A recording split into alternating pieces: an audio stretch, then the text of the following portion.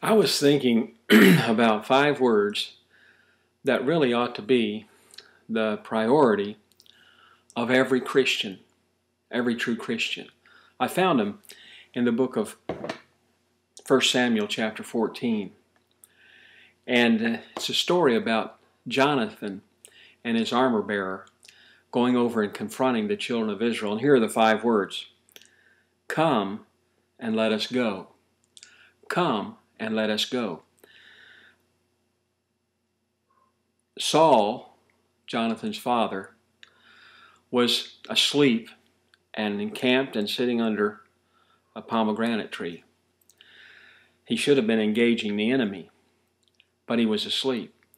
In fact, the whole army was asleep, and they were being mocked by the enemy. Does that sound familiar?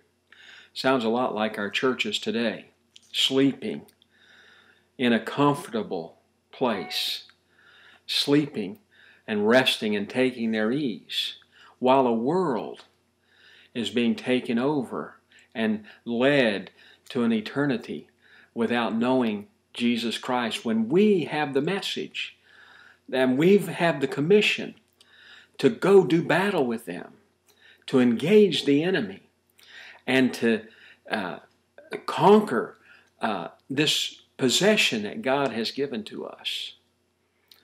But we're sleeping. Jonathan was awake. I wonder how many of us are awake or will wake up. And Jonathan said to his armor bearer, come and let us go over to the encampment of the Philistines.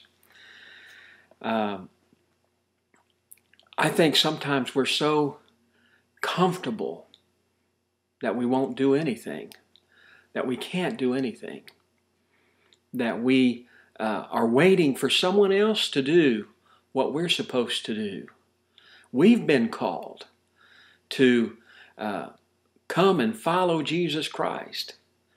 And believe me, He wants to work in all the places of the world. He wants to work in the places of evil. He wants to work in the places of darkness. He wants to work in the places of danger.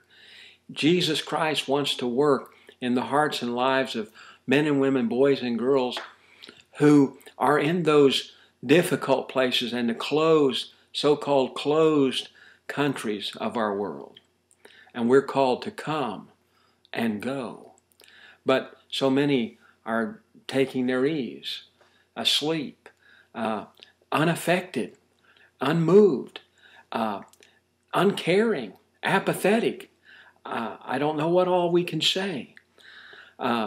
Here in America, we're such a rich and blessed nation. We have so much. God has given us the resources that we need.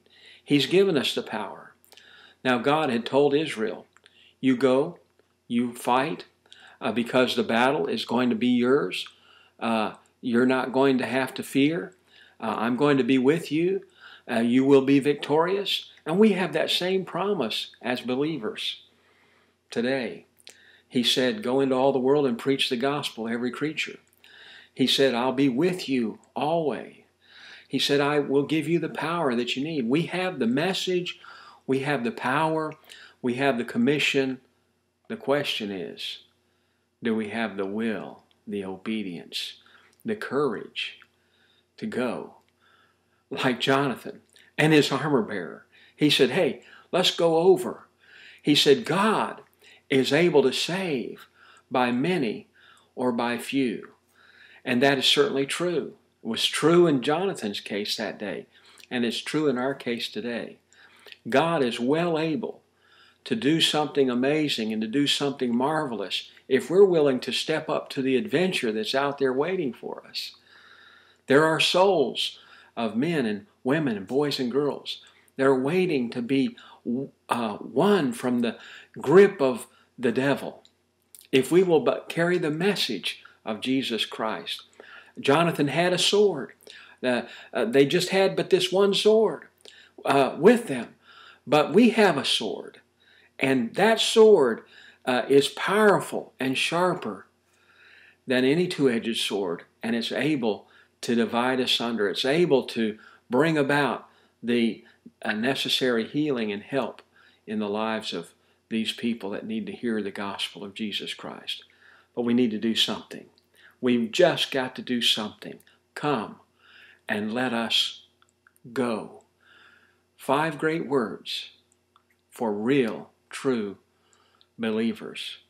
Will you take heed to those today and go with us as we carry the gospel of Jesus Christ to our neighbors, to our friends, those we work with, and certainly let's not forget those who live in the dark places of the world. They're waiting. Don't you be asleep under the pomegranate tree.